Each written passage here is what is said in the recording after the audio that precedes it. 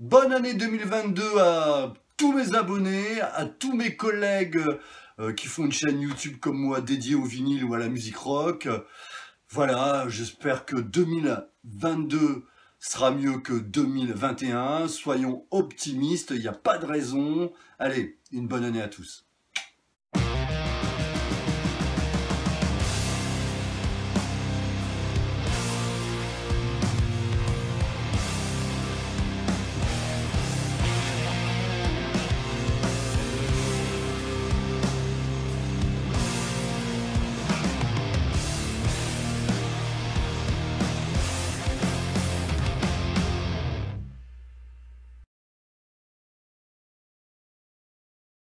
Je suis très content de vos réponses pour me départager entre Highway to Hell et Led Zeppelin Rock. Je sens que j'ai affaire à un public averti, mais ça je le savais déjà. Effectivement, je vous remercie tous très très fort. Et qui plus est, la majorité d'entre vous vont dans mon sens. Effectivement, en deuxième position, j'ai placé, vous l'aurez sûrement déjà compris, Highway to Hell.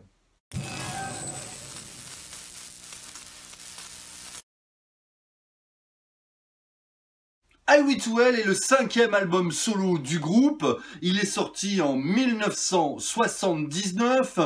Tout le monde sait malheureusement que ce sera le dernier album avec Bon Scott à la voix. Il a été enregistré par Mutt Lange, qui était tout jeune à l'époque, au Renault Studio de Londres. Donc ce n'est pas George Young et Harry Vanda qui ont produit cet album. La maison de disques a mis un peu de pression sur le groupe, ils n'étaient pas contents d'ailleurs, pour changer de producteur, pour monter un cap supplémentaire au niveau des ventes. Et on peut dire au moins que la maison de disques ne s'est pas trompée. À l'origine, le label avait proposé les services d'Eddie Kramer, hein, et ça s'est pas bien passé du tout. Le groupe s'est même sauvé en douce du studio.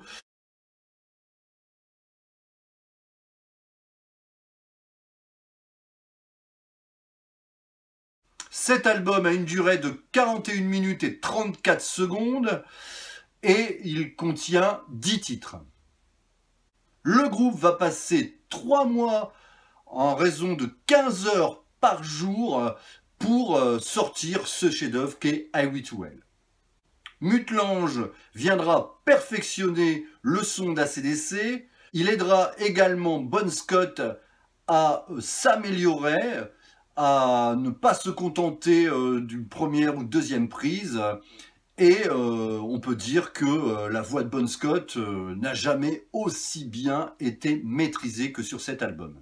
Les guitares sonnent comme jamais, le reste des instruments également, mais les voix, comme je l'ai dit pour Bon Scott, mais également pour les chœurs, sont remarquables. Effectivement, Mutt Lange respecte le son du groupe tout en le perfectionnant. Il a apporté un côté pop aux arrangements sans dénaturer les racines, la musique d'ACDC. Cette façon de travailler se voit notamment sur le titre Touch Too Much. Comment le groupe a pu construire un chef-d'œuvre comme celui-ci? Rien de ce qui a été écrit auparavant ne sonne comme ce titre. Effectivement, les titres d'ACDC sont construits autour d'un riff, et sur Touch Too Much, il n'y a même pas de riff. On peut alors imaginer ô combien Mutt Lange les a aidés à écrire ce titre, à réarranger ce titre, et je le remercie parce que c'est mon titre préféré de l'album. La pochette est magnifique. Sur une photo, ils ont redessiné les cornes, les couleurs, la queue de diable que Angus tient entre les mains, le lettrage, le fameux lettrage ACDC qui est très beau, le lettrage habituel est très bien, le verso est très bien aussi, mais bon, c'est surtout la pochette principale qui nous intéresse.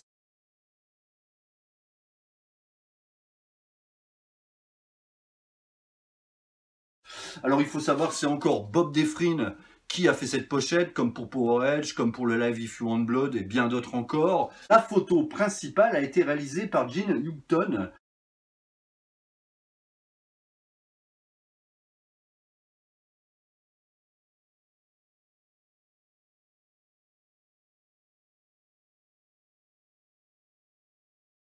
Gene Newton, qui a photographié également le groupe pour Power Edge et les sessions de Power Edge et d'I.W.L. sont une même session.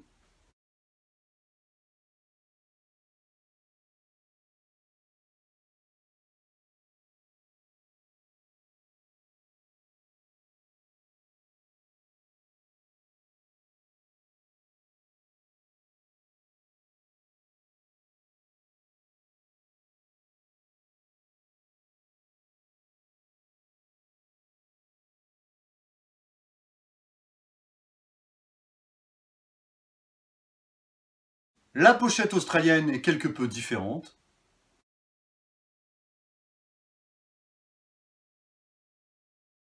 Mon pressage est un pressage allemand que j'avais acheté il y a longtemps maintenant sur une brocante.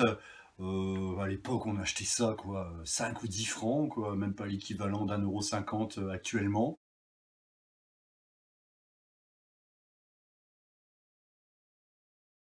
Il craque un petit peu d'ailleurs, je l'ai tellement écouté, et puis j'ai la version CD et je m'en sers assez souvent parce que il y a un peu moins de craquement.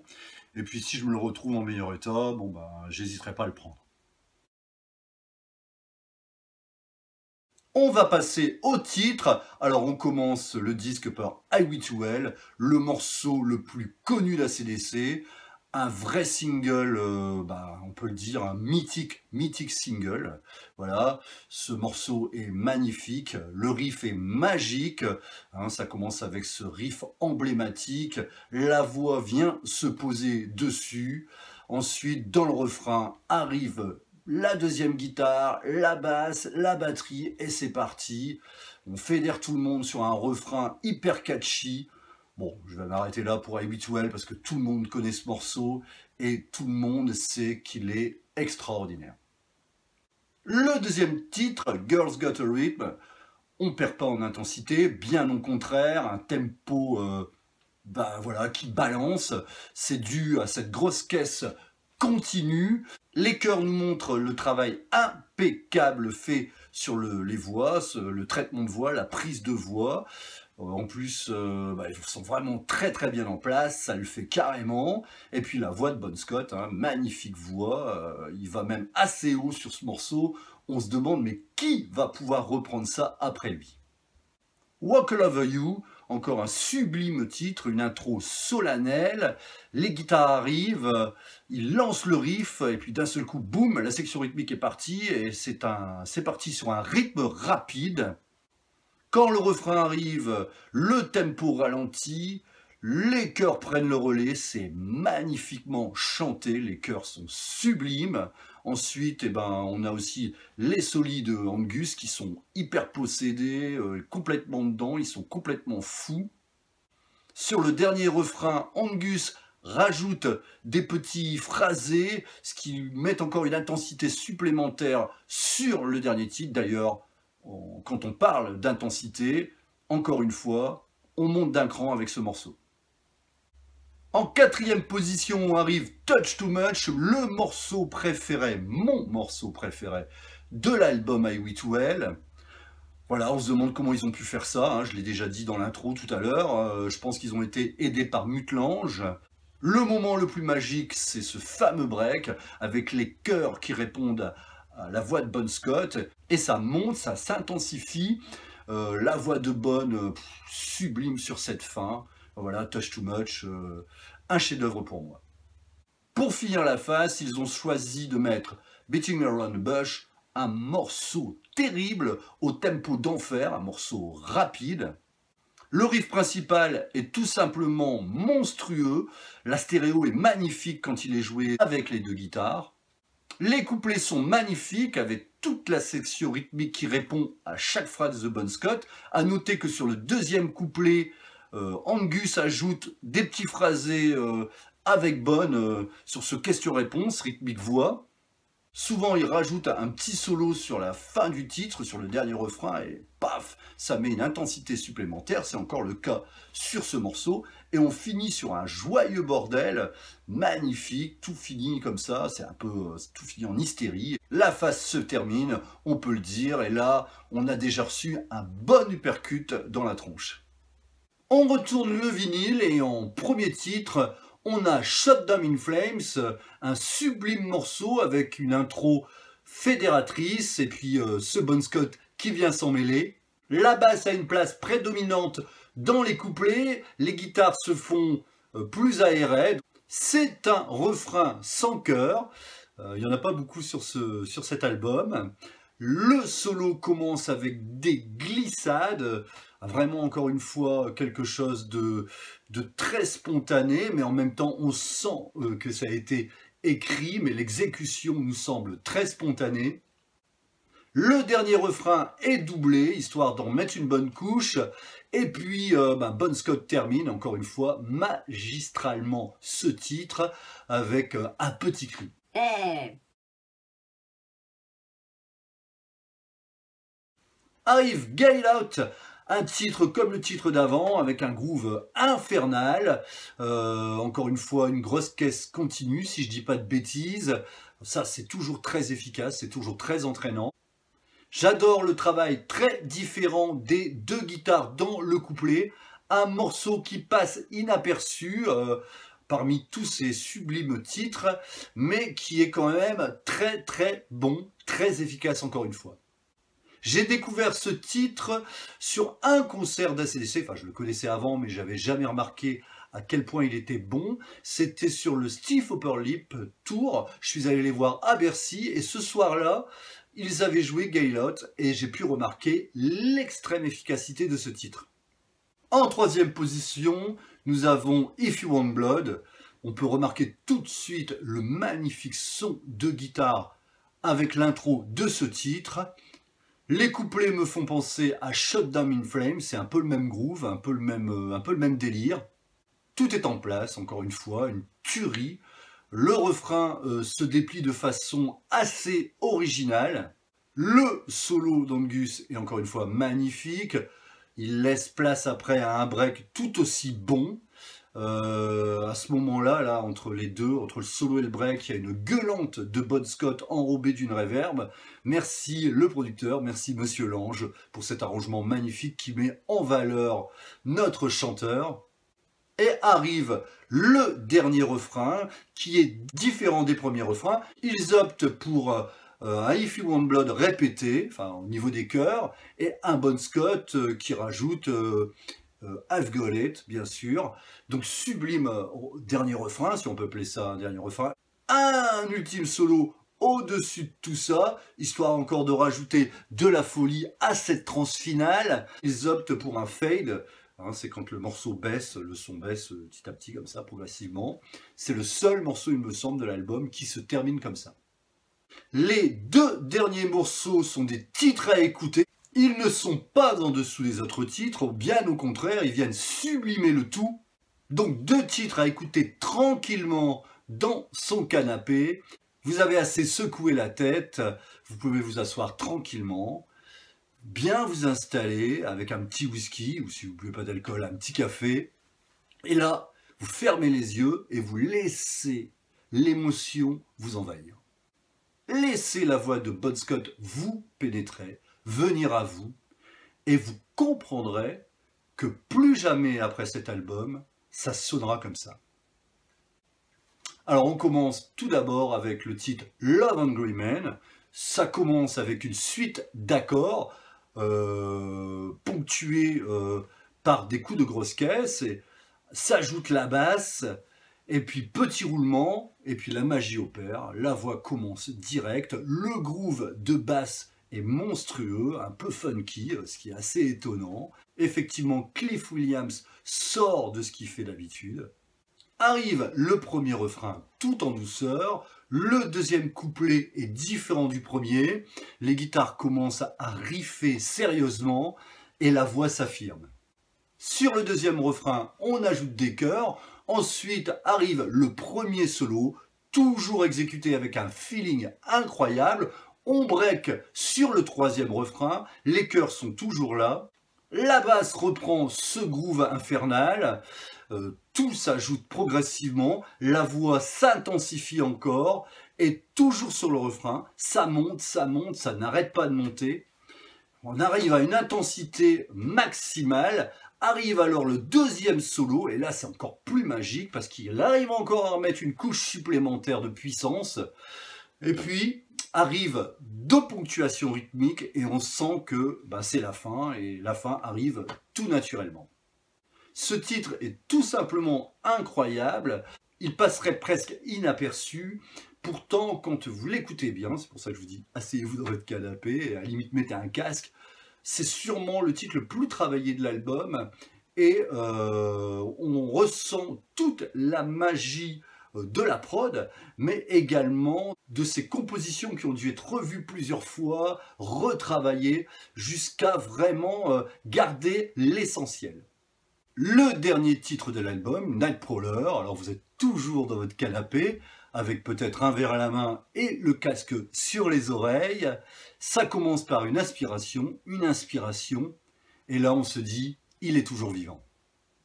Un blues pour finir ce best-seller, on ne renie pas ses racines, même si c'est un album un chouïa plus commercial que ce qu'ils ont pu faire avant. Bon Scott est encore là, et je pense que voilà quoi, il n'y a pas beaucoup d'albums avec Bon Scott sans blues, et d'ailleurs il faudra attendre très longtemps avant qu'il rejoue un blues, puisqu'il faudra attendre Ball Breaker avec Boogeyman, et puis depuis plus rien en matière de blues pour AC/DC. Donc profitons de cet instant magique qui est ce dernier titre avec Bon Scott, et qui plus est un blues. Le morceau commence direct avec un solo d'Angus, c'est assez inédit aussi, il n'y a pas beaucoup de titres d'AC/DC qui commencent avec un solo.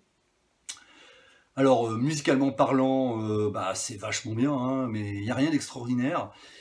Pourtant la magie opère, c'est un des plus beaux titres de l'album, et c'est sûrement dû, encore une fois, à Bon Scott, parce que là-dessus, son interprétation est tout simplement remarquable. La voix est un petit peu, comment dire, enrouée, et ça lui donne, dès le début du morceau, ça lui donne, la voix comme ça, elle a une texture un peu particulière.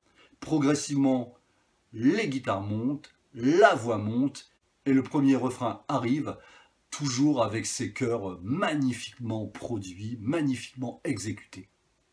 Effectivement, dans les refrains, les chœurs font quasiment tout le boulot. Écoutez bien, Bon Scott ne chante pas beaucoup dans les refrains, sa place est plutôt sur les couplets. À noter aussi qu'il y a 3 solos. On sent bien qu'Angus sur du blues, voilà, son feeling est encore plus grand. On finit avec un refrain doublé. On change quelque peu le texte au niveau des chœurs. Ça annonce un petit peu la fin du morceau, puisque ça change un petit peu par rapport aux autres refrains. Et puis, ça change aussi un petit peu la dynamique du morceau. Les derniers mots qu'il prononcera sont tirés d'un sitcom américain qui était diffusé au moment de l'enregistrement en Angleterre. Il s'agit de Mork and Mindy. Ces mots sont prononcés par Mork, le héros de la sitcom, qui était joué par Robin Williams, il faut le savoir. Et donc voilà, c'était un extraterrestre, c'est pour ça que c'est un drôle de langage. On se demande ce que Bon Scott nous dit à la fin. Donc voilà, ça finit par une petite énigme, mais ça finit surtout parce qu'on sait très bien maintenant que après ce morceau-là, plus jamais on entendra Bon Scott chanter. Alors effectivement, Bon va mourir moins d'1 an après, on sait tous comment, il va s'étouffer dans son vomi, après une cuite, il se retrouve dans une Renault 5 à Londres, il dort sur la banquette arrière en plein mois de février, et il va s'étouffer dans son vomi. Donc voilà, mort vraiment tragique. Cet album lui aura permis de nous montrer que qu'il faisait partie des plus grands chanteurs, puisque Mutt Lange l'a sûrement aidé à canaliser sa voix. Et le résultat est, je le dis, ça fait au moins 10 fois que je le dis, mais magnifique sur cet album. Il a gardé, Mutt Lange a gardé tout l'esprit d'AC/DC, tout l'esprit de Bon Scott, en le tirant vers le haut. Il a pu refaire des reprises jusqu'à temps qu'elles soient parfaite, et le résultat est là. C'est bourré d'émotions, cet album est bourré d'émotions. En conclusion, ben effectivement, j'aurais pu mettre I Will Well en première position. J'ai fait un petit sondage pour savoir lequel choisir. À l'origine, je vous le dis franchement, je l'avais mis en deuxième et j'avais mis Led Zeppelin Rock en premier. Mais bon, en réécoutant I Will Well, je me disais, putain, c'est pas possible, je peux pas le mettre en deuxième, c'est trop parfait, c'est trop bien, quoi. Et puis, ben voilà, je me suis laissé dicter par mes émotions, par mon cœur. Alors même si j'adore I Will Well, hein, puisque je l'ai mis en deuxième, et que j'aurais pu le mettre en premier d'ailleurs, Led Zeppelin Rock pour moi, c'est le prochain volet, je vous en parlerai mieux, mais c'est un album live, quasiment live, avec très peu de prises, c'est du one shot quasiment.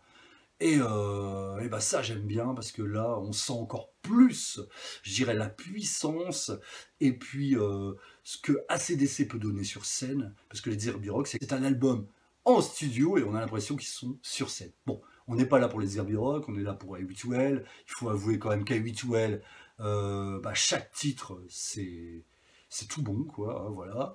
Il comporte quand même un hymne, hein, au même titre que Satisfaction ou All Outta Love de Led Zeppelin, hein, il s'agit d'I Will Well, le titre I Will Well est entré maintenant dans la postérité. Les thèmes abordés sur I Will Well sont quand même très différents. Et puis pour conclure, la pochette est magnifique. C'est l'album qui les mènera quand même aux millions d'albums vendus, parce qu'après ils feront Back in Black avec le même producteur, avec quasiment les mêmes recettes, même si le chanteur est différent. Et puis ça les mènera aussi voilà, à ce qu'ils sont maintenant, c'est-à-dire des icônes du rock.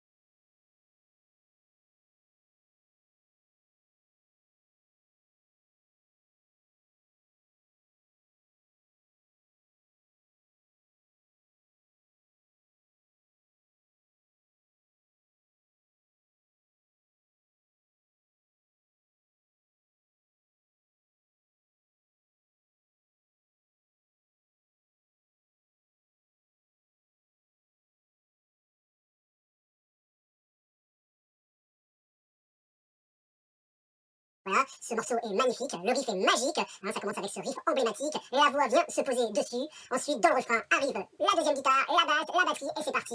On fait lire tout le monde sur un refrain hyper catchy. Bon, je vais m'arrêter là pour habituer parce que tout le monde connaît ce morceau, et tout le monde sait qu'il est extraordinaire.